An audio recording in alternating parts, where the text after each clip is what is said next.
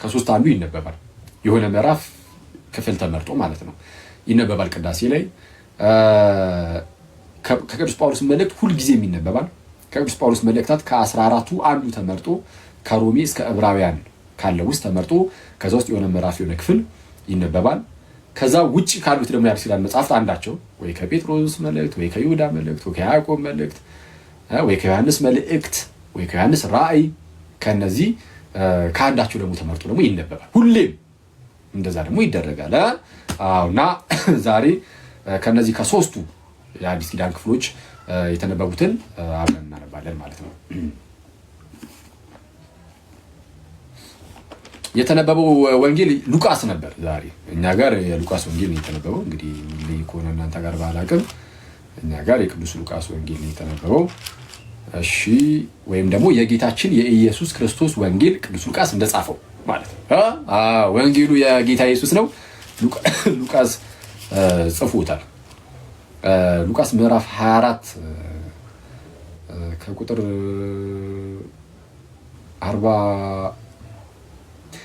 45 ጀምሮ እሺ ከቁጥር 45 ጀምሮ ነው የተነበበው። ከቁጥር 44 እናደርገው። እሺ እንዲህ ይላል።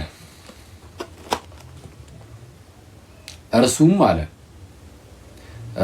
ጌታችንና መድኃኒታችን ኢየሱስ ክርስቶስ እርሱም ከእናንተ ጋር ሳለው በሙሴ ሕግና በነቢያት በመዝሙራትም ስለ እኔ የተጻፈው ሁሉ ይፈጸም ዘንድ ይገባል ብዬ የነገርኳችሁ ቃሌ ይህ ነው አላቸው።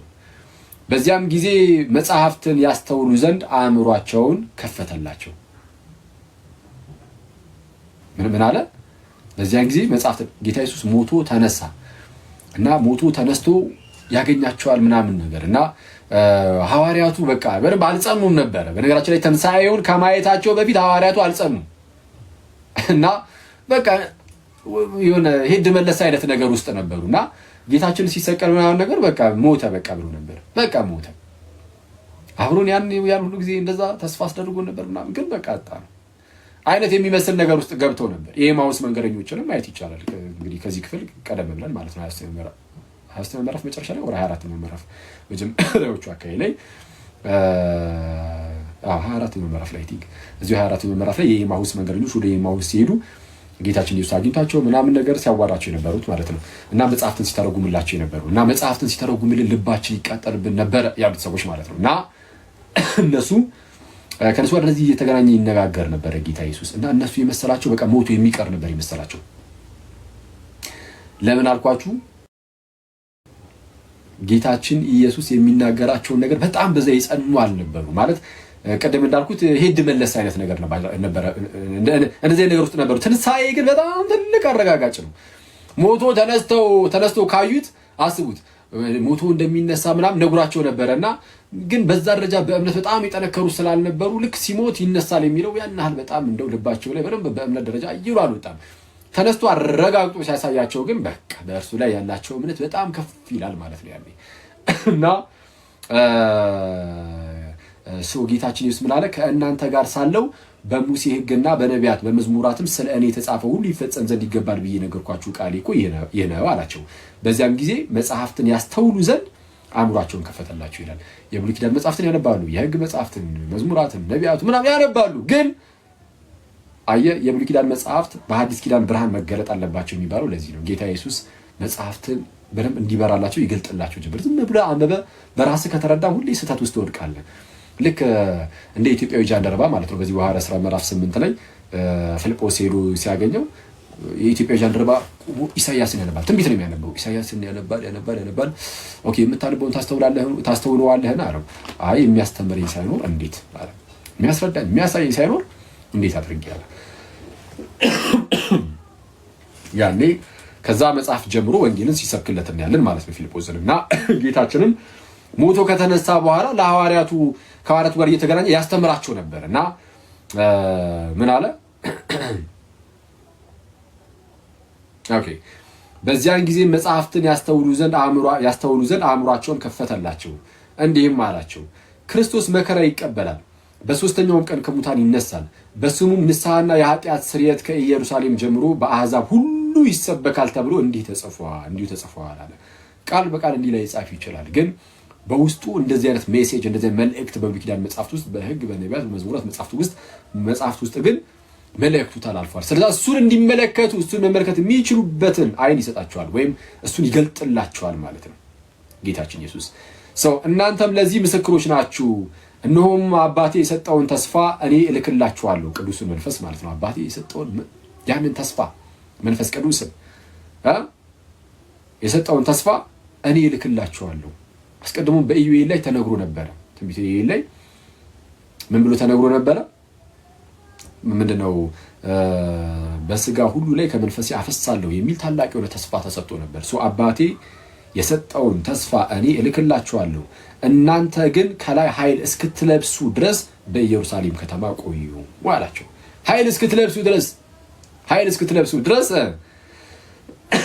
ከላይ ኃይል እስክትለብሱ ድረስ በኢየሩሳሌም ከተማ ቆዩ። አሁን ሊያደርግ ነው ጌታ ኢየሱስ እንዲህ ብሎ ተናገራቸው። ስለዚህ ሐዋርያቱ ምን ያደርጋሉ? በአንድ ቦታ ከጌታችን ከኢየሱስ ክርስቶስ እናት ከቅድስት ድንግል ማርያም ጋር ሆነው በጸሎት እየተጉ ይጠብቃሉ። ስለዚህ ጌታ ኢየሱስ ያደርጋል ተስፋ እንዳስደረጋቸው ካረገ በኋላ በ10ኛው ቀን ማለት ነው መንፈስ ቅዱስን በእነርሱ ላይ ደግሞ ይልከዋል ማለት ነው። ያኔ ኃይልን ይታጠቃሉ፣ ኃይልን ይለብሳሉ። እሺ ቀጠል አድርጎ እንዲህ አለ። እስከ ቢታንያም አወጣቸው፣ እጆቹንም አንስቶ ባረካቸው። በስመ አብ።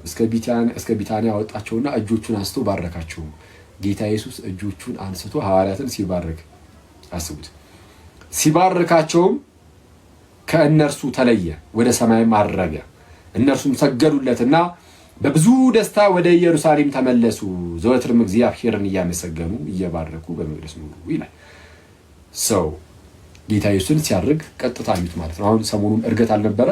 እርገት ከመሆኑ አንጻር ከእሱ ጋር የተያያዘ ምን አይነት ነገር ንባባት ተመርጦ ስለሚነበቡ ይህን የወንጌል ክፍል አነበብን። ጌታችን ኢየሱስ እያዩት ነው ከፍ ከፍ እያለ ያደረገው። ከዚህ በፊትም እንዳልኳችሁ ስለዛ ጌታችን ኢየሱስ አሁንም ደግሞ እንዲሁ ደግሞ ሲወጣ እንዳዩት ደግሞ ክርስቶስ ኢየሱስ በታላቅ ክብር ደግሞ ተመልሶ ይመጣል። ይህችኛው ክፍል ብቻ ነው ዛሬ የተነበበችው። ዮሐንስ ወንጌል ማነው የሉቃስ ወንጌል ወይም የወንጌል ክፍል በአጠቃላይ ይሄን የተነበበው። እሺ ቀጣይ የተነበበው የጳውሎስ መልእክት ነው። ግን የጳውሎስ መልእክትን ከማንበባችን በፊት መዝሙር እንሰማለን አይደለ? የስ ጋይስ ከዛን ቶሎ የፈጠነ ጨራርሰን እንወጣለን። እሺ እስከዛ ግን ኮሜንቱን ላብራላችሁ ለእናንተ።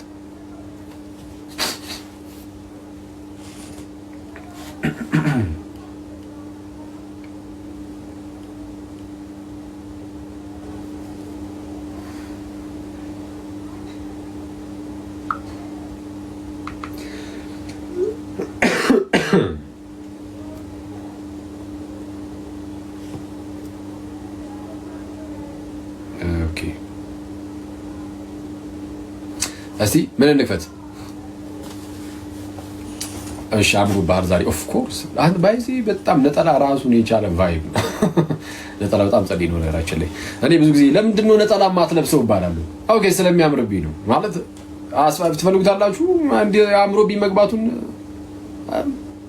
ለዚህ ነው ማለብሰው ስከለ ነው ደግሞ። እሺ ደግሞ ቀልዱንም የምሩንም ሪከርድ አታርጉ ሰዎች። ሪከርድ ድንገት ቢደረግ ራሱ አይለቅ። ይሄ እየቀለድኩ ነው ጭራሽ እንዳይሉ። እሺ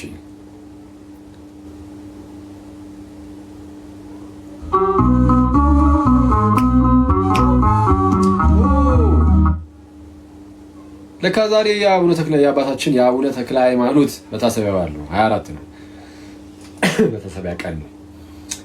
እሺ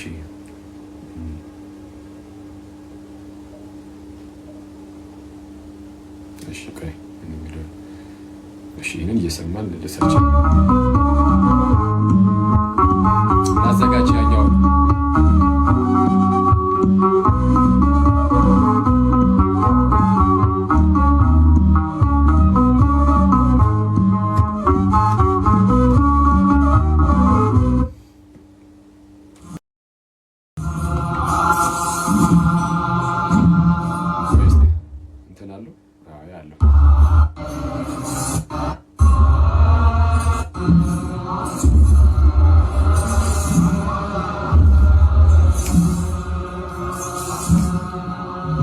በነገራችን ላይ አባታችን ቅዱስ አቡነ ተክለ ሃይማኖት በጣም በጣም የተወደዱ አባታችን ናቸውና በጣም ነው የሚያሳዝነኝ አንዳንዴ እዚህ እኛ ሀገር በቃ ሆኖ ባሉ ነው ወይ ደግሞ ዝም ብሎ በመጽሐፍት ብቻም እየመዘኑ ማለት በመጽሐፍት ብቻ ይነሲዝ ዝም ብሎ እነሱ አንብበው በተረዱት ልክ ለምሳሌ ገድል የአቡነ ተክለ ሃይማኖት ገድል አለ አይደል ገድሉን ያነቡና ያሉነ ነገር እየተናገሩ የአቡነ ተክለ ሃይማኖት እንደዚህ እንደው በሽታቸው ከክርስቶስ ደም ጋር እኩል ሆነ አይልም አይዚህ መጽሐፉ ከዚህ በፊትም አክቹአሊ መልስ ሰጠንበት ነበር እዛው ቴሌግራም ላይ የአቡነ ተክለ ሃይማኖት በሽታ ከክርስቶስ ደም ጋር እኩል እንደው በጌታ ነው እቺን ቀኗን አስመርክቼ እሷን እኔ ገድሉን አምጥቼ እስቲ የምታስታውሱ ቆይ አላስታውሰዋለሁ እኔ በጌታ ስም ኢቨን እንትን ብዬዋለሁ ጽፌበታለሁ ራሱ አንዴ ቆይ ሰርች አድርጎና እንትን ክፍሉን ከዛን የገድሉን አምጥቼ ላምብላችሁ እንዴት ፕሮቴስታንቶች በአባታችን ላይ በገድሉ ላይ አክቹአሊ እንዴት እንደሚቀጥፉ ከዛ በኋላ ደግሞ በጣም እንደው አባታችን አቡነ ተክለ ሃይማኖት በጣም የተወደዱ አባት ክርስቶስን በጣም እኛ ጋር ብቻ አይደለም በነገራችን ላይ ወደ ሌሎች አብያተ ክርስቲያናት ከኢትዮጵያ ወጣችሁ ምንድነው ብትመለከቱ የሚታወቁ አይነት አባት ናቸው በሌሎችም እንደዚህ በአሐቱ ቤተክርስቲያን በኮፕቲክ ምናምን በግብጽ ክርስቲያንም ምናምን በጣም የተወደዱ አባት ናቸው በጣም ብዙ ቤተክርስቲያኖች አሏቸው ምናምን እነሱ ጋርም ማለት ነው ኢቭን የገድል መጽሐፍም ያላቸው እዛም የገድል መጽሐፋቸው አለ ባይዚ ተወሰነ ለየት የሚል ነገር አለው ሲባል ሰጥቻለሁ ተላል ግን አለ እዛ ምንድነው በጣም በቃ ትልቅ ኢትዮጵያዊ ጻድቅ ምናምን ብሎ በጣም የሚያከብራቸው ኢቭን ዌብሳይት አላቸው ሴንታክላ.org የሚል ሴንታክላ.org የሚል ዌብሳይትም ጭምር አላቸው እና በጣም በትልቁ ነው የሚወደዱት በጣም በትልቁ ክርስቶስን እንምላችሁ በጣም እና እዚህ ራሱ እንግዲህ ያው ኦሬዲ ስላያችሁ ማለት ነው ከዚህ ቀደም የሆኑ ፎቶ አብሬያችሁ የተነሱ የሆኑ አንድ አባት አሉ አይደለ እሳቸው ቤት ራሱ የአቡነ ተክለ ሃይማኖት ስዕል ነው ያለው ስቲል የአባታችንን ስዕል ከመቤታችን ጋር ምናምን እየተደረገ ይመስል ሁለት ቅዱሳን አንድ ላይ ያደረጉ መሳል ልምድ አለ መሰለኝ እዛና የአባታችን አቡነ ተክለ ሃይማኖት እና የመቤታችን አንድ ላይ ስዕል ነው ቤታቸው ላይ ራሱ ያለው እና በጣም የተወደዱ አባት ናቸው እዚህ አንዳንድ በጣም አስቸጋሪ በጣም እኔ ምንም አይደለም ተዋቸው ብቻ ፕሮቴስታንቶችን ጌታ በጣም ልብ ይስጣቸው ነው ቆይ አንዴ ቦታውን ከፍቼ አነብላችኋለሁ ምን እንደሚል ማለት ነው ማለት በቃ በከባድ ህመም ሞተው ነበር በከባድ ህመም ነው የሞቱት አባታችን እና ያንን ከባድ ህመም ማለት ለሰማዕትነት በጣም ዝግጁ ነበሩ ሰማዕትነትን ልቀበል ፍቀድልኝ የሚሉ አይነት ሰው ነበሩ ልክ በፊትና ቅዱስ አግናጢዮስ ለአንበሳ ልሰጥ ስጋዬን አንበሶቹ ይቦጫጩት ይብሉት በጥርሶቻቸው መካከል ያድርጉት ብለው እንደወጡት ልክ እና ፖሊካርፕም ለእሳት ተላልፎ እንደተሰጡ አባታችንም ደግሞ በሰማዕትነት ማለፍን ነበር የሚፈልጉትና ቅዱስ ተክለ ሃይማኖት እንደዛ ነበር የሚፈልጉት ግን በዛ መልኩ ግን አልነበረም ለነሱ ይሆኑ አዎ በቃ አደገኛ የሆነ አሟሟት ነው የሞቱት ግን በህመም ማለት ነው እሺ አንዴ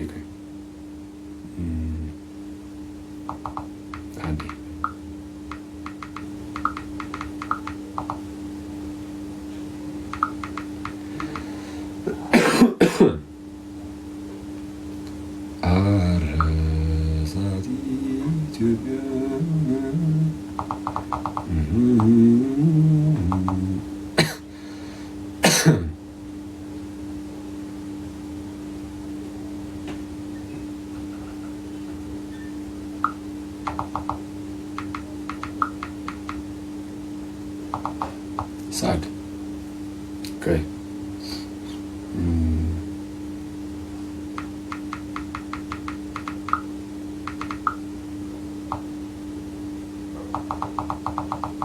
ምን ላይ ነበር የለቀኩት በጌታ ስም እዚህኛው ቻናል ላይ አይደለም እንዴ ቆይ እስቲ መጽሐፉን ላምጣውና በቀን የተከፋፈለ ስለሆነ በቀላሉ ማግኘት የምችል ከሆነ እሰየው ካልሆነ የሚያውቀው ሰው ካለ ይነግረኛል ካልሆነ ግን አረፈ ወደ መዝሙር ትሄዳለህ አዳሚ አይደለ yes እሺ ጻፉ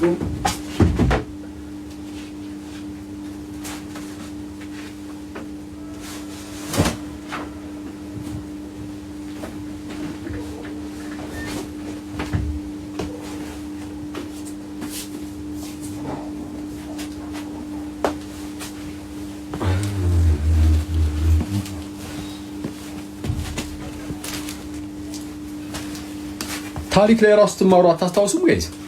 ታሪክ ላይም እኮ አለ የኖርማል የታሪክ ትምህርት ላይ ማለት ነው። የአቡነ ተክለ ሃይማኖት ምን ያህል እንደዚህ ክርስትና ወንጌል ምናምን እንዳስፋፉ ምናምን አንዴ ጋይስ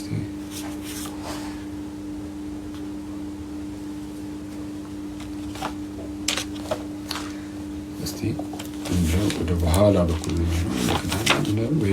ወይ ቅዳሜ እስቲ የሚያውቅ ሰው አለ ኤግዛክትሊ ቦታውን በቀን ሲከፋፈል ያለበትን ማለት ነው። አክሊለ እኔ ላሳያህ እንግዲህ ብሎ እንዳይመጣ ያጭልስ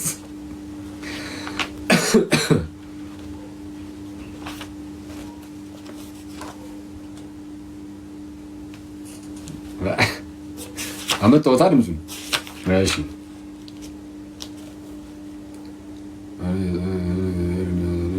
አይደለም እሺ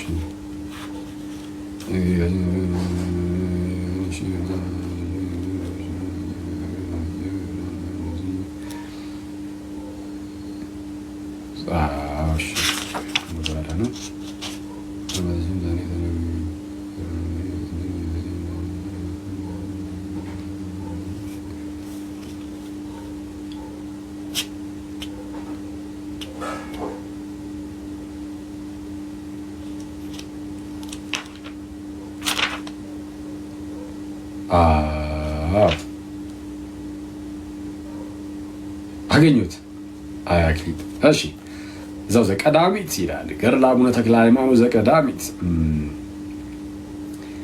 ያው ይሄንን ስራ ለማድረግ አይደለም እውነቱን ለመናገር ከዚህ ቀደም እንዳልኳችሁ እኔ ገድላት ላይ ምናምን ለሚነሱ ጥያቄዎች እንደዚህ ይወጡ ሁሌ መመለስ ምናምን እኔ ያው አስፈላጊ ነው ብዬ አላስብም። ክርስቲያኖች በቃ ዋናው አስተሳሰባችሁን ብቻ እንትን ብላችሁ እያያችሁ መጠቀም ያለባችሁን ከገድላቱ መጠቀም አለቀ። ያው ዝም ብለህ ዛሬ ነው ተክለ ሃይማኖት ስለሆነ ከምን ዝም ብዬ ትዝ ላይ ነው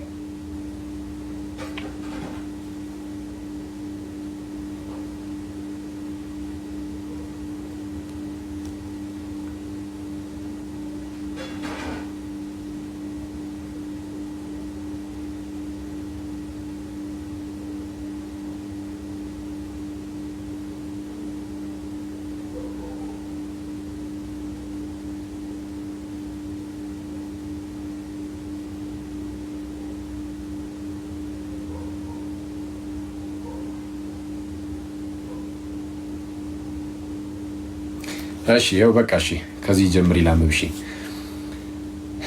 ጌታ ኢየሱስ ስለ አቡነ ተክለ ሃይማኖት ይገለጥለትና ያወራል ምናምን። እሺ እና እሺ ብዙ አባታችንም እንዲያ እሺ ገድለ አቡነ ተክለ ሃይማኖት ዘቀዳሚት ቁጥር 20 ላይ ምዕራፍ አንዴ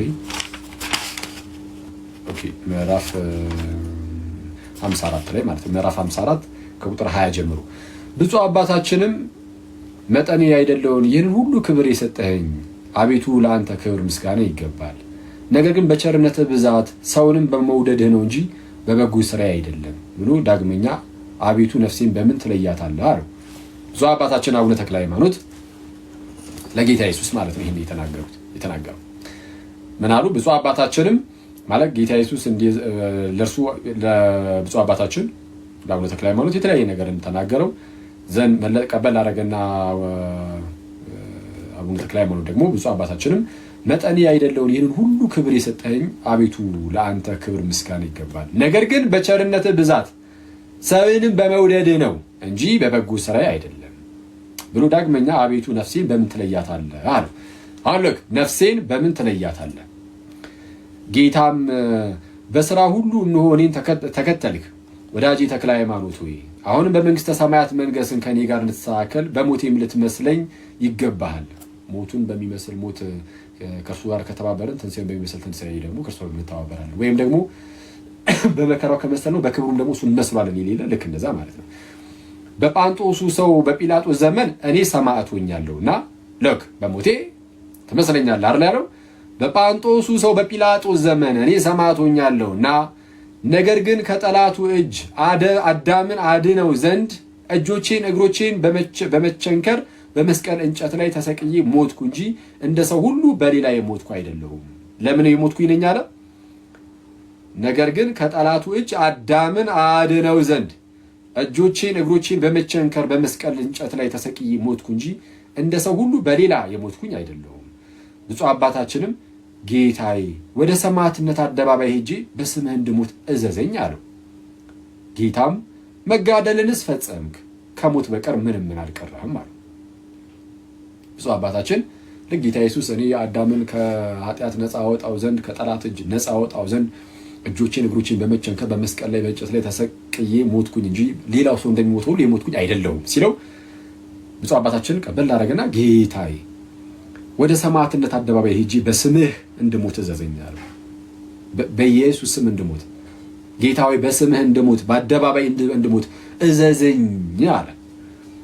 ጌታም መጋደልንስ ፈጽመህ ከሞት በቀር ምንም አልቀረህም አለው። እነሆም በክፉ በተቅማጥ በሽታ ትሞታለህ።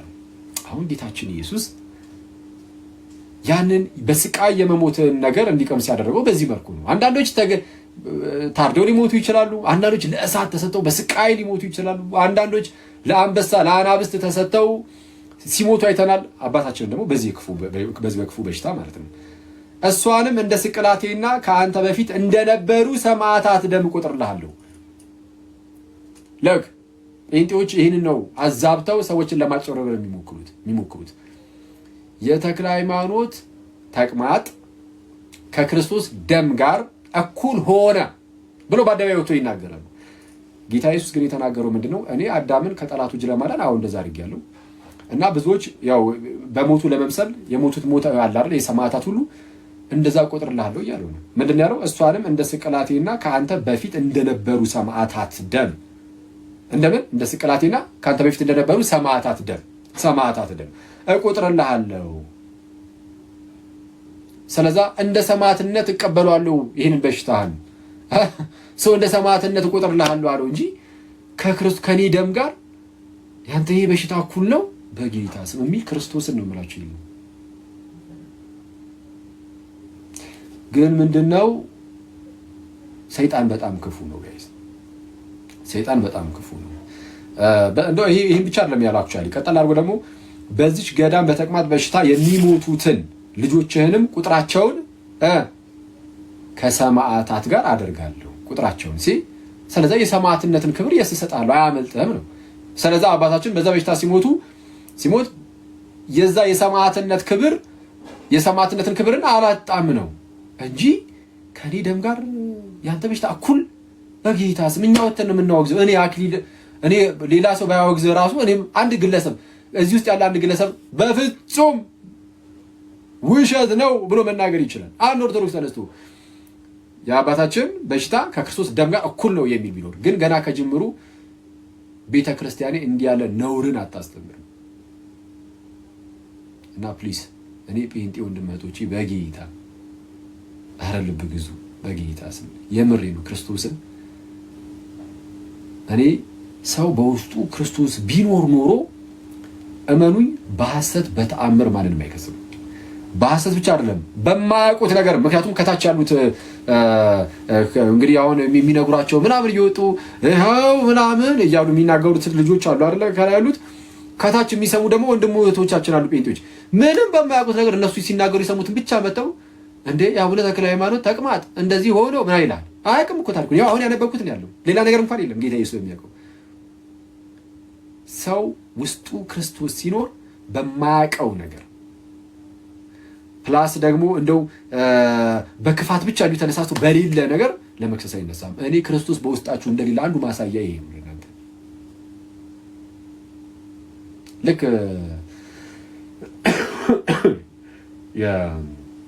ማንን ነው የጌታችን ኢየሱስ ሳመው እንደው እና ለብዙ ሰዓት ሳመው ስለዛ ብለው ማለት ነው ማለት መጽሐፉ ላይ ኦኬ ሳመው የሚል ይኖራል። ግን አሁን መሳም ምንድን ነው የሚለው ራሱ መታወቅ አለበት። በመጽሐፍ ቅዱሳችን ላይ በተቀደሰ አሳሳም ተሳሳሙ ይላል። እንዳለ ሰዎችን ስድ እያደረገ እኮ አይደለም መጽሐፍ ቅዱስ።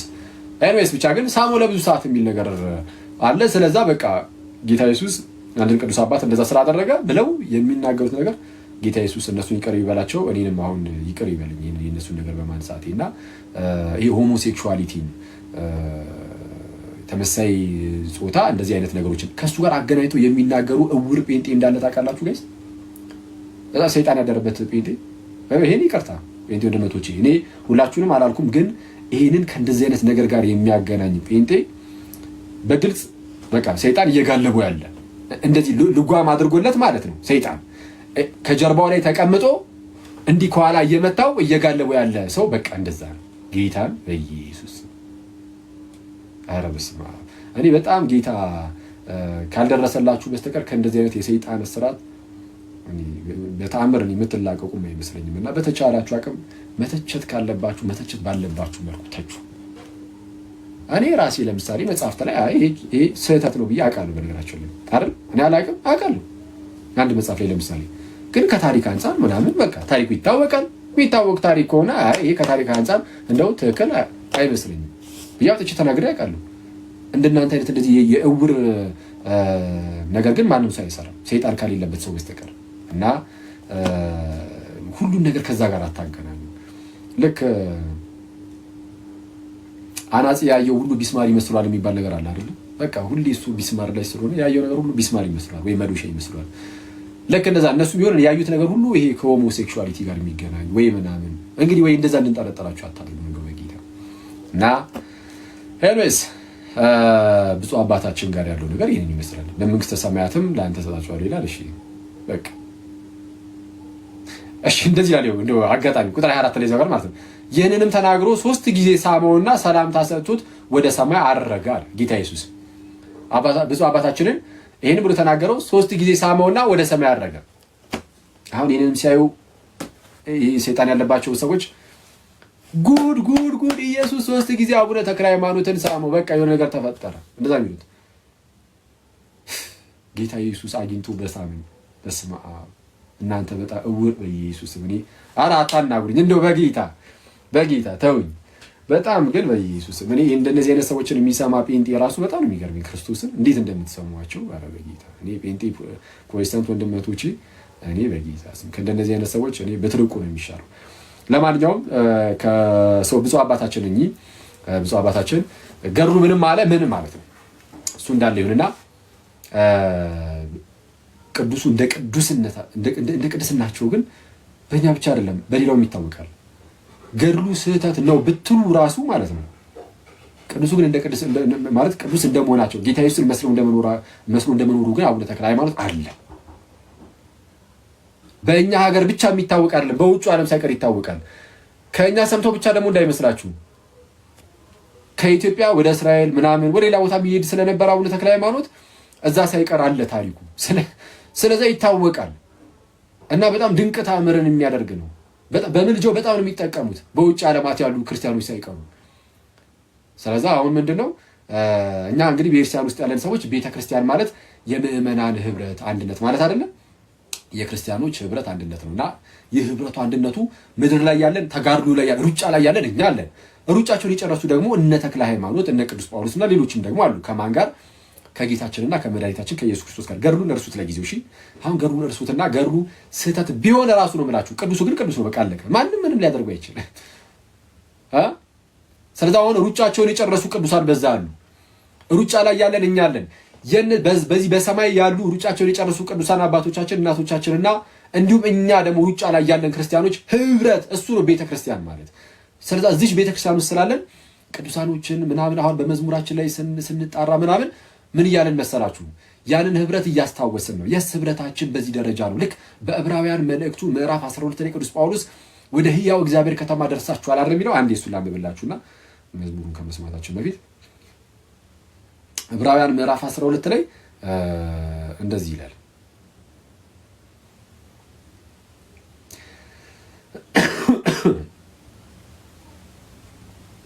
ከቁጥር 18 ጀምሮ ሊዳሰስ ወደሚችል ወደሚቃጠልም እሳት ወደ ጭጋግም ወደ ጨለማም ወደ አውሎ ንፋስም ወደ መለከት ድምጽም ወደ ቃሎች ነገርም አልደረሳችሁምና። የደረሳችሁት ወደዚህ አይደለም። እነዚህ ነገሮች የት ነበር የምታስታውሷቸው? የሚዳሰስ ብሏል፣ ወደሚቃጠል እሳት ብሏል፣ ጭጋግ፣ ጨለማ፣ አውሎ ንፋስ፣ የመለከት ድምጽ፣ የሆነ ቃሎች፣ በጣም የሚከብዱ ቃሎች ለመስማት እንኳን የሚያደርጉ የት ነው የምታስታውሱት? ይሄንን ወደ ዘጻት ነው የሚወስደን አይደለም። ወደ ሲና ተራራ ምናምን አይወስደንም? አዎ ወደዛ ተራራ አይደለም የደረሳችሁት ነው። እሱማ ያለፈ ነው። አሁን ፍጻሜው ላይ ደርሰናል። እኛ ነው ሰማያዊ ወደ ሆነው ነገር ደርሰናል እያለ ነው ጳውሎስ። የደረሳችሁት እኮ ያኔ ወደ ነበር ወደዛ እንኳን አይደለም ነው። ሰው ምን አለ? ሊዳሰስ ወደሚችል ወደሚቃጠል እሳት፣ ወደ ጭጋግም፣ ወደ ጨለማም፣ ወደ አውሎ ነፋስም፣ ወደ መለከት ድምፅም፣ ወደ ቃሎችም ነገር አልደረሳችሁምና ያንም ነገር የሰሙት አለ ያኔ ማለት ነው ሌላ ቃል እንዳይጨመርባቸው ለመኑ አለ። ኧረ በቃን አይነት ነገር ማለት ነው። እንዳይጨመርባቸው ለመኑ። እንስሳ እንኳን ተራራውን ቢነካ ተወግሮ ይሙት የምትለውን ትእዛዝ ሊታገሱ አልቻሉምና ከብዷቸዋል። የሚመጣው ቃል የሚመጣባቸው ትእዛዝ በቃ እሺ። ሙሴም እጅግ እፈራለሁ እንቀጠቀጥማለሁ እስኪል ድረስ የሚታየው እጅግ የሚያስፈራ ነበረ። ምን ትእዛዙ ብቻ ቀጥታ የሚታየው ራሱ በጣም የሚያስፈራ የሚያስደነግጥ ነበር። ሙሴ እንደዛ አለ። እሺ ነገር ግን አለ እሺ አሁንስ ወደ ጽዮን ተራራና ወደ ሕያው እግዚአብሔር ከተማ ደርሳችኋል። አሁን የእግዚአብሔር ከተማ ወደ እግዚአብሔር ከተማ ደርሳችኋል። የሐዲስ ኪዳን የሚገርም ሚስጥር እኮ ነው ያለው። በጣም የሚያስደንቅ ይሄ በእጅ የሚዳሰስ ነገር ምናምን ዳስሺ ቀምሺ ምናምን ካልሆነ አላምንም። እዚህ ጋር እስቲ እመቤታችን አለች እስቲ ልዳሳት ከሌለች የለች ምን አትበል ጴንጤ ወዳጂ። አሁን የደረስነው ወደሚያስደንቅ ነገር ነው እየተባለ ነው። ምንድነው አለ? ነገር ግን ወደ ጽዮን ተራራና ወደ ሕያው እግዚአብሔር ከተማ ደርሳችኋል፣ ወደ ሰማያዊቱም ኢየሩሳሌም ወደዛ ደርሰናል።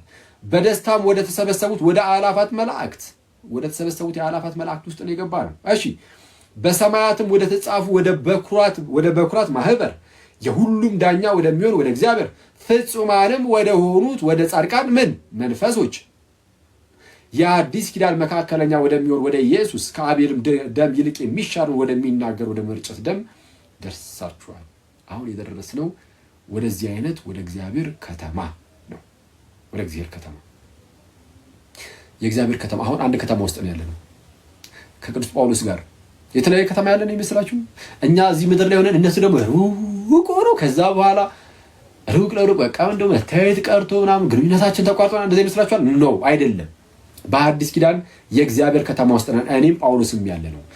የጻድቃን መንፈሶችም በምድር ላይ ሩጫ ላይ ያሉ የትኞቹም መላእክትም በአንድ ከተማ ውስጥ ያሉ ናቸው። እንዲህ አድርጎ ክርስቶስ አገናኝቶናል፣ አስተሳስሮናል።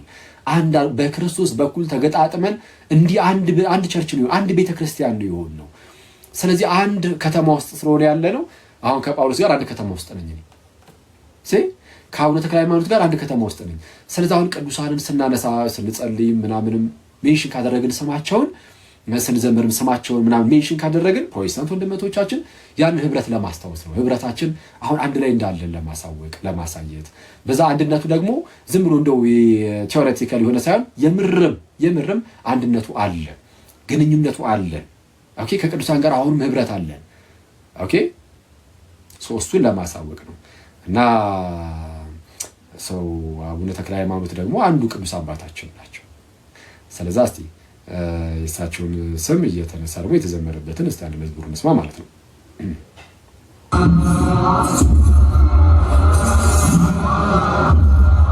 ግብፅም በ24 ነው በነገራችን ላይ ባህላቸው ቀናቸው አይደል ካልተሳሳትኩ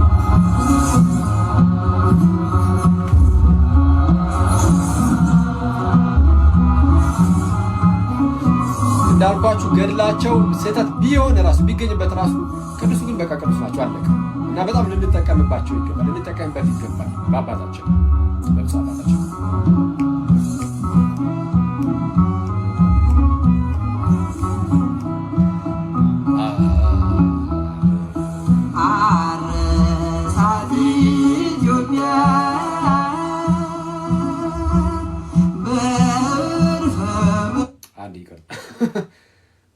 ቅድም ስላችሁ ነበረ በሳቱ ያልነበራችሁ ሰዎች ካላችሁ የኢትዮጵያ ታሪክ ላይ ስንማር ራሱ ተክለ ሃይማኖት ታሪክ አብሮ ይሰጣል። በነገራችን ላይ ትምህርቱ እንደ ትምህርት ማለት ነው።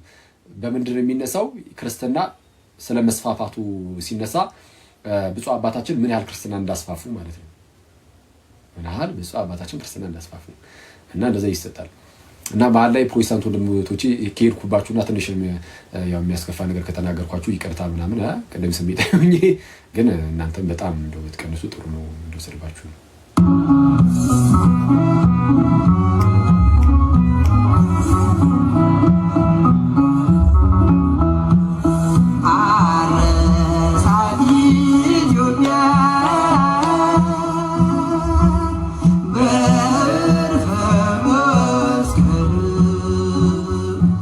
አባ ተክለ ሃይማኖት ሰባኪ ወንጌል የእግዚአብሔር ሰው ነው ተወዳጅ በሰማይ የተለማመደ በጽድቅ አደባባይ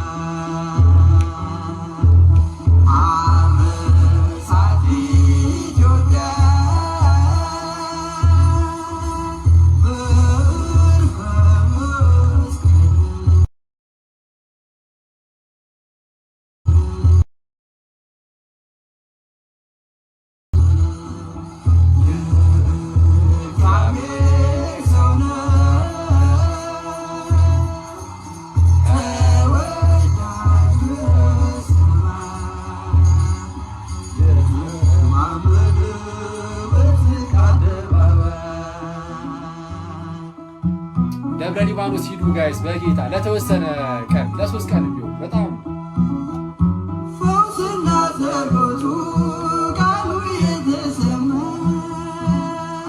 ወንጌል የሰበከ በገጠር ከተማ የቲሳው ኮከብ የደብረ አስቦቱ ለወንጌል ተዋጋች ንጽሕት ሕይወቱ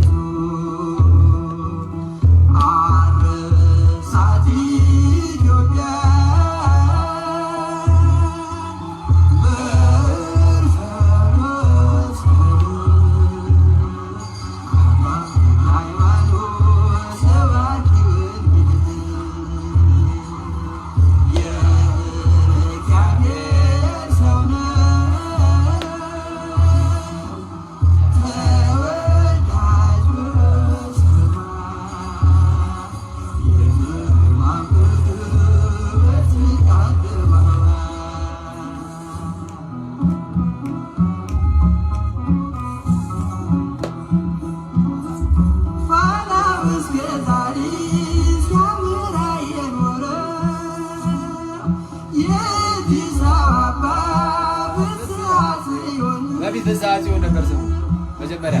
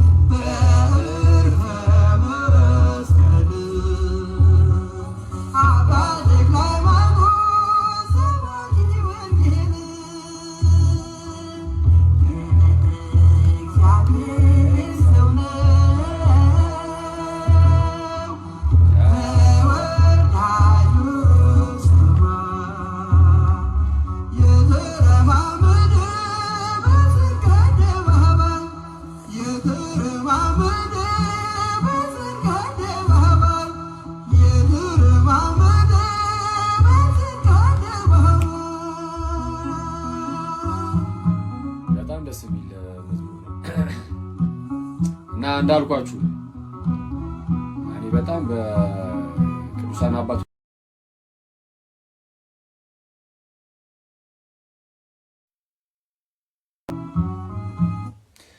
እሺ ቻርጅ አንዴ ቆይ እስኪ ለው አለ።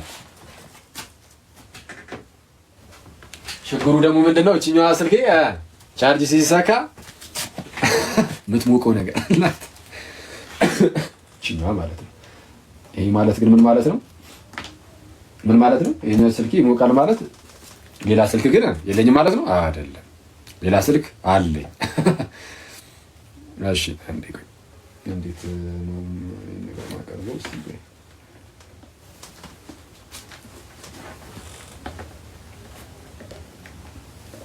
አንዴ ጋይስ ኦኬ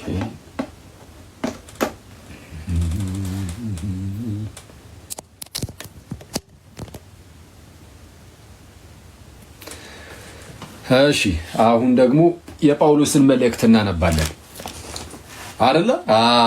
አዎ ደግሞ ከቅዱስ ጳውሎስ መልእክት ዛሬ ቅዳሴ ላይ ከተነበቡት የቅዱሳት መጽሐፍ ክፍሎች ውስጥ ደግሞ ያው የቅዱስ ጳውሎስ መልእክት ሁሌ ስለሚነበብ የተነበበውን ክፍል አብረን እናንብብ። ሮሜ ነው ዛሬ ዛሬ የተነበበው ከሮሜ መልእክት ነው። ሰው እሱን አብረን እናንብብ። ቆይ አንዴ ሴቲንግስ ኮመን ሴቲንግስ ኢንተርኔት ኦኬ ሮሜ ምዕራፍ 10 ከቁጥር 1 እስከ ፍጻሜው ነው የሚለው። ግን ያው ቀደም እንዳልኳችሁ በጣም እንትን አለ፣ የመጣደፍ ነገር አለ አንዳንዴ እና ቅዳሴ ላይ ከላይ ያሉትን እኔ እንግዲህ የሰማሁት እንደዛ ነው። ምናልባት እስከሆነ ቁጥር ብሎ ግን ተሳስቶ ዲያቆኑ እስከ ፍጻሜ ብሎ ከሆነ አላውቅም። ግን የሚለው ሲል የሰማሁት ዲያቆኑ የሐዋርያው የቅዱስ ጳውሎስ መልእክት ወደ ሮሜ ሰዎች ምዕራፍ 10 ከቁጥር 1 እስከ ፍጻሜ ነው የሚለው። ስለዛ እንደዛ እናንብብ። ምዕራፍ 10 እሺ። መምህራችን ቅዱስ ጳውሎስ ወደ ሮሜ ሰዎች የላከው መልእክቱ 10ኛው ምዕራፍ ከቁጥር 1 ጀምሮ እንዲህ ይላል። ወንድሞች ሆይ የልቤ በጎ ፈቃድና አጭር ነው። አክቹዋሊ ምዕራፍ 10 ግን ሰዓት ወረድ እየሄደ ስለሆነ ብዙም ሪፍሌክሽን አንሰጥም። ምናልባት የሚያስፈልግ ከሆነ ዝም ብዬ ትንሽ ነገር አያችሁ እንደዚህ ያለ እያልኳችሁ ሊሄድ ይችላሉ። የሚከብድ ነገር ካለ ግን ነገራችሁ እናያለን። አይኖርም አክቹዋሊ ቀላል ነገር ነው።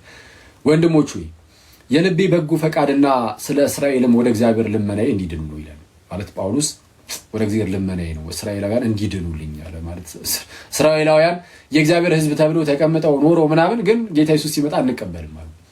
በዚህ ምክንያት ከመንግስቱ ከግንዱ ሊቆረጡ ሆነ። ስለዛ ከድህነት ሊጠፉ ነው። ጳውሎስ ግን ምን አለ? ወንድሞች ሆይ የልቤ በጎ ፈቃድና ስለ እስራኤልም ወደ እግዚአብሔር ልመናዬ እንዲድኑ ነው። በእውቀት አይቅኑ እንጂ ለእግዚአብሔር እንዲቀኑ መሰክርላቸዋለሁና። በእውቀት አይቅኑ እንጂ እነሱ እኮ ለእግዚአብሔር ይቀናሉ። ወገኖች አይሁዳውያን፣ እነሱ እስራኤላውያን እኮ ለእግዚአብሔር እኮ ይቀናሉ። ግን በእውቀት ላይሆን ይችላል።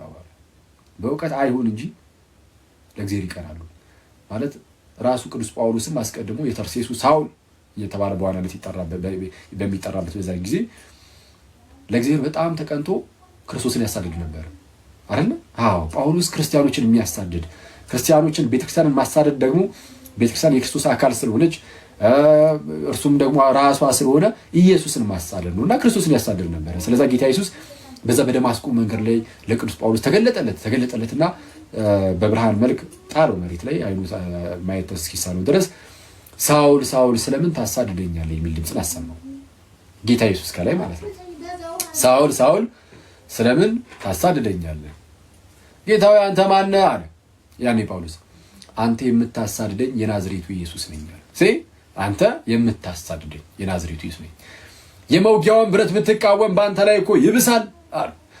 ስለዚህ አሁን ክርስቶስን የሚያሳድድ የነበረው ለእግዚአብሔር ይቀና ስለነበረ ነው። ጳውሎስ ግን ያለ እውቀት ሆነ። ክርስቶስን ሳያውቅ እንዲሁ ዝም ብሎ አሁንም ደግሞ ለእስራኤላውያን እኔ ወደ እግዚአብሔር ልመናዬ እንዲድኑ ነው፣ ያለ እውቀት ቢሆንም ለእግዚአብሔር እንዲቀኑ አውቃለሁና አለ።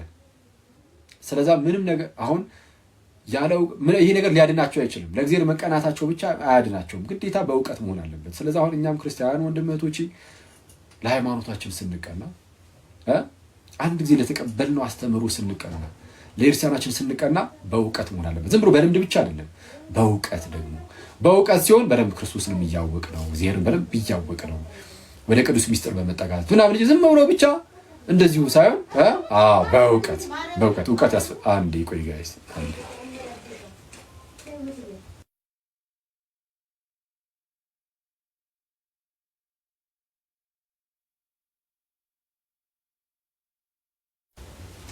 እሺ በጣም ይቅርታ።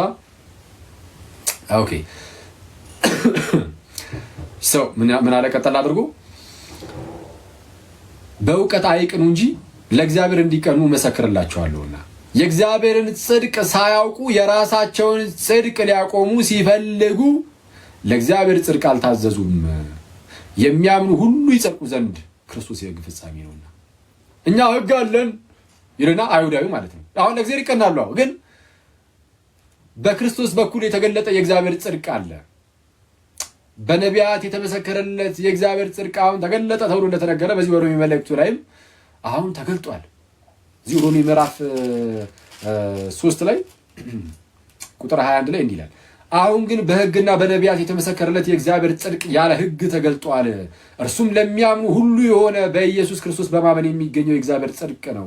ልዩነት የለምና ሁሉ ኃጢአትን ሰርቷልና የእግዚአብሔርም ክብር ጎድሏቸዋል። በኢየሱስ ክርስቶስም በሆነ ቤዛነት በኩል እንዲያው በጸጋው ይጸድቃሉ ይላል። አሁን ፍጻሜን አግኝቶ አስቀድሞ ሕግ እንደ ሞግዚት ሆኖ ሲያመጣ ነበር። አሁን ግን እምነት መጣ። ስለዚህም በእምነት በኩል ደግሞ ጸጋ ሰዎችን ሁሉ የሚያድን ሆኖ ተገልጧል። የእግዚአብሔርን ጸጋ አንቀበልም፣ የእግዚአብሔርን ጽድቅ ነው አሉ እና ነው እኛ ሕግ አለን ይላል። አይቷል። አባቶቻችን እነ ሙሴ በእነሱ በኩል ተሰጥቶናል ይላል። ክርስቶስን አሁን አልተቀበሉትም። ጌታ ኢየሱስ ወደ ገዛ ወገኖቹ መጣ፣ የገዛ ወገኖቹ ግን አልተቀበሉትም። ለተቀበሉት ግን በስሙ ለሚያምኑት ለእነርሱ የእግዚአብሔር ልጆች ይሁኑ ዘንድ ስልጣን ሰጣቸው ተብሎ እንደተነገረ በዮሐንስ ወንጌል ምዕራፍ 1 ቁጥር 11 ጀምሮ ወደ ገዛ ወገኖቹ መጥቶ የገዛ ወገኖቹ ኢየሱስን አልተቀበሉትም። ስለዚህ የራሳቸውን ጽድቅ ለማቆም ሞከሩ፣ አልቻሉም እኮ። አሁን እኮ አይሁዳውያን እኮ ሕግን ተቀብለዋል፣ ግን ሕግን ሁሉ መፈጸም ይችላል። አይሁዳውያን ጋይስ ሕግን ተቀብለዋል፣ ግን ሕግን ሁሉ መፈጸም አልቻሉም። ኦኬ እንግዲህ የአይሁዳዊ ብልጫው ምንድን ይላል? እዛው ምዕራፍ 3 ቁጥር 1 ላይ ሮሜ ላይ ማለት ነው። እንግዲህ የአይሁዳዊ ብልጫው ምንድን ነው ይልና ኦኬ እሺ፣ ለምሳሌ እግዚአብሔርን ቃል አደራ በመቀበሉ የሚል ነገር ነው ያስቀምጣል። የኃጢአት ጉዳይ ላይ ግን ምንም እንኳን ቃሉን ቢቀበሉ ሕጉን ቢቀበሉ ግን ሕጉ ይህን አታርግ ይላል። እነሱ ግን ሕግን ሁሉ መፈጸም አልቻሉም። ስለዚህ ይወድቃሉ። ልክ ሲወድቁ ሕግ መጥቶ ይከሳቸዋል። ይኸው ይህን አጠፋ፣ ስለዛ ሞት ይገባል ይላቸዋል። አይታቸዋል። ሕጉ ይህን አታርግ ስለሚል ሕጉ በራሱ ኃጢአት አይደለም፣ ቅዱስ ነው። ሕጉ በራሱ ቅዱስ ነው። ቅዱስ ስለሆነ ጌታ ኢየሱስ ፈጽሞታል። ግን ያ ቅዱስ የሆነውን ሕግ የእግዚአብሔርን ሕግ ሰው እንደዚሁ መፈጸም አይችልም። ስለዚህ የሆነ ነገር ይስታል። አታድርግ የተባለው ልክ ሲያደርግ ሕጉ ይመሰክርበታል። ይኸው አደረግክ አንተ ኃጢአተኛ ይሏል። ስለዚህ አይሁዳውያን እኛ ሕግ አለን እንደሚባል ነው አይደለም። በአይሁዳዊና በአሕዛብ መካከል ልዩነት የለም። ሁሉም ኃጢአትን አድርጓል። ሁሉም ከኃጢአት በታች እንደሆኑ አስቀድመን ከሰናችኋል ይላል ቁጥር 9 ላይ። እዛው ሮሜ 3 ቁጥር 9 ላይ ምን ይላል? እንግዲህ ምን ይሁን ይልና ከእነርሱ እንበልጣለን ይላል። ሕግን ካልተቀበሉት አሕዛብ እንበልጣለን አለና እንደ አይሁዳዊ ሆኑ ሲያወራ ማለት ነው ጳውሎስ። ከእነርሱ እንበልጣለን ከቶ አይደለም። አይሁድም የግሪክ ሰዎችም አሕዛብም ማለት ነው ሁሉ ከኃጢአት በታች እንደሆኑ አስቀድመን ከሰናቸዋልና። አስቀድመን ከሰና ሁሉም ኃጢአትን ያደርጋል። ሕግን ቢቀበሉም እና ሕግን ተቀበልክና ሕጉ ራሱ ኃጢአትን እንዳትሰራ ያደርጋል እንዴ? አያደርግም። ሕግ በራሱ ኃጢአትን እንዳትሰራ አያደርግም። ኃጢአት የሆነውን ካልሆነው ይለያል። ማድረግ የሌለብህን ይነግርሃል። ከዛ ውጭ ግን አቅም አይሰጥህም። ስለዛ አይሁዳኖች ራሳችሁ አቅመ ቢስ ናችሁ ነው። ስለዚህም ሕግን ሁሉ መፈጸም አትችሉም። ስለዛ የሚያምኑ ሁሉ ይጸድቁ ዘንድ ክርስቶስ የሕግ ፍጻሜ ነው ተባለ። ስለዚህ አሁን ሰው ከክርስቶስ ጋር አንድ ሲሆን ያ የሚያድኑ የእግዚአብሔር ጸጋ ይቀበላል። በዛ በእግዚአብሔር ጸጋ ውስጥ ደግሞ ከጌታ ኢየሱስ ጋር አንድ ይሆንና ክርስቶስ የሕግ ፍጻሜ ስለሆነ ከክርስቶስ የተነሳ አሁን ከሕግን እየፈጸምን መኖር እንጀምራለን። ከማን የተነሳ?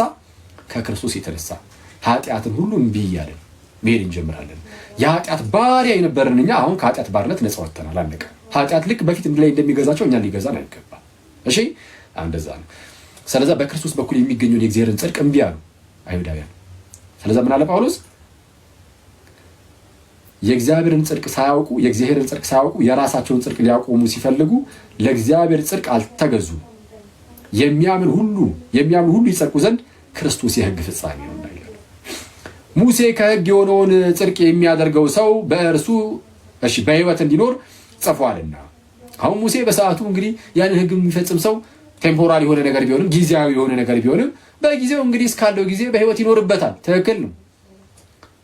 ከእምነት የሆነ ጽድቅ ግን እንዲህ ይላል፣ በልብህ ማን ወደ ሰማይ ይወጣል አትበል። አይቷል። በልብህ ማን ወደ ሰማይ ይወጣል አትበል። ይኸው ክርስቶስ ኢየሱስ ወደ ሰማይ ወጥቷል። ማን ወደ ሰማይ ይወጣል ካልክ ክርስቶስ አልወጣም ለማለት ነው ማለት ነው። ስለዛ ከእምነት ውጭ ሆንክ። ስለዛ ምን አለ? ከእምነት የሆነ ጽድቅ ግን እንዲህ ይላል፣ በልብህ ማን ወደ ሰማይ ይወጣል አትበል። ይህ ክርስቶስን ለማውረድ ነው። ወይም በልብህ ወደ ጥልቁ ማን ይወርዳል አትበል። ለድህነታቸው የሆነውን የክርስቶስን ሞት መካድ ይሆናልና። ሰው ምን ይላል? ወደ ጥልቁ ማን ይወርዳል አትበል። ይህ ክርስቶስን ከሙታን ለማውጣት ነውና። ነገር ግን ምን ይላል? በአፍህ በልብህም ሆኖ ቃሉ ቀርቦልሃል። ይህም የምንሰብከው የእምነት ቃል ነው። አሁን ለተዘጋጀ ሰው ሁሉ፣ ኃጢአቱን ለሚናዘዝ ለየትኛውም ሰው ለቀረበ ሰው ሁሉ ይሄው ቃሉ ቅርብ ነው። እነሆ የእምነት ቃል፣ እነሆ ከጌታ የተቀበልነው ነገር በክርስቶስ በኩል የሆነው ያ ታላቅ የሆነ ቃል እነሆ ለሁላችሁም ቅርብ ነው። ለየትኛውም ሰው ቅርብ ነው። አንዳንድ ፕሮቴስታንት ወንድሞቻችን እንደሚሉት ለተወሰኑ ለተመረጡ ሰዎችም አይደለም፣ ለሁሉም ቅርብ ነው። ለሚያምን ሁሉ የሚሆን አይነት ቃል አለን። እሺ ኢየሱስ ጌታ እንደሆነ በአፍህ ብትመሰክር እግዚአብሔርም ከሙታን እንዳስነሳው በልብህ ብታምን ትድናለህና። ሰው በልቡ አምኖ ይጸድቃልና በአፉ መስክሮ ይድናልና። ኦኬ ቀጠል አድርጎም መጽሐፍም በእርሱ የሚያምን ሁሉ አያፍርም ይላልና በአይሁዳዊና በግሪክ ሰው መካከል ልዩነት የለምና አንዱ ጌታ የሁሉ ጌታ ነውና ለሚጠሩትም ሁሉ ባለጠጋ ነው። የጌታን ስም የሚጠራ ሁሉ ይድናል ይላል። ኧረ የጌታን ስም የሚጠራ ይድናል። አዎ ኢየሱስ ጌታ እንደሆነ በልባችን ብናምን በአፋችን ብንመሰክር ልንጸድቅ ነው። አዎ ምን ማለት ነው ግን? የጌታን ስም የሚጠራ ይድናል። የጌታን ስም የሚጠራ ሁሉ ይድናል። ስለዛ የጌታን ስም ዝም ብለን ስለጠራን ብቻ እንድናለን ነው? አይደለም። መጽሐፍትን በአግባቡ ማየት አለብን። ዝም ብለን ብቻ ኢየሱስ ስላለን ጌታ ስላለን በቃ ዳንን፣ ሰርፕራይዝ ድናል፣ በቃ ኢየሱስ አልክ አይደለም።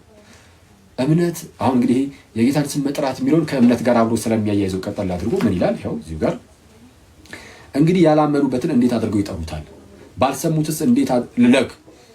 የጌታን ስም የሚጠራ ሁሉ ይድናል። አሁን ግን ለመጥራት ግን የጌታን ስም ምን ማድረግ አለባቸው? ማመን አለባቸው።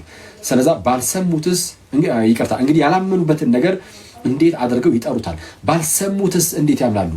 የጌታን ስም ለመጥራት ማመን አለባቸው። ለማመን ደግሞ መስማት አለባቸው። ባልሰሙትስ ነገር እንዴት ያምናሉ? ሰው ለማመን መስማት አለበት፣ እርግጥ ነው። እሺ ለመስማት ደግሞ ምን ያስፈልጋል? ቃሉን የሚያሰማ ሰባኪ ያስፈልጋል። ስለዚህ ያለ ሰባኪስ እንዴት ይሰማሉ? እሺ ሰባኪስ አንድ መንገድ ዝም ብሎ ለምሳሌ ጋይስ ለምሳሌ እንዲህ አድርጌ መጥቼ ማለት ነው ነጠላዬን አውልቄ ሊሆን ይችላል ሳላወልቅ ባሬበር እንዲህ ብዬ መጥቼ ዝም ብዬ ሰባኪ ነኝ ብዬ አሁን መጽሐፍ ቅዱስ ይዣለሁ ይኸው በቃ ለሰባኪነት የማረጋገጫ ብዬ ዝም ብዬ ብሰብክ ይቻላል? አይቻልም። ሰባኪው ምን መሆን አለበት? የተላከ ይላል። የተላከ ቀጠል አድርጎ እሱ ነው የሚያስቀምጠው። ምን ይላል? እንዲህ ይላል እንግዲህ ያላመኑበትን እንዴት አድርገው ይጠሩታል? ባልሰሙትስ እንዴት ያምናሉ? ሳይሰሙ እንዴት ያምናሉ? ያለ ሰባኪስ እንዴት ይሰማሉ? ሰባኪ ከሌለ እንዴት ይሰማሉ? ለማመንም እንዴት ይሰማሉ ነው። ቀጠል ያደርግና መልካሙን የምስራች የሚያወሩ እግሮቻቸው እንዴት ያማሩ ናቸው ተብሎ እንደተጻፈ ካልተላኩ እንዴት ይሰብካሉ? ካልተላኩ እንዴት ይሰብካሉ? ለመስበክ ምን መደረግ አለባቸው? መላክ አለባቸው። የመጀመሪያው የተላኩት ሐዋርያት ነበሩ። በማርቆስ ወንጌል ምዕራፍ 16 ከቁጥር 15 ጀምሮ እንደምትመለከቱትም እንግዲህ ወደ ዓለም ሁሉ ሂዱ ወንጌልም ለዓለም ወደ ዓለም ሁሉ ሂዱ ወንጌልም ለፍጥረት ሁሉ ስበኩ።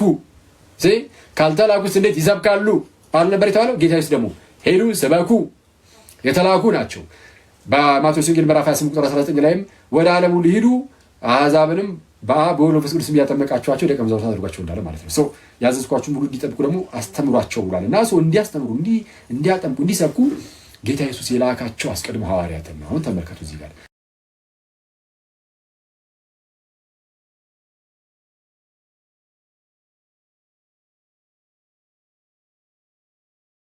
ይህ ትእዛዝ አስቀድሞ ለሐዋርያት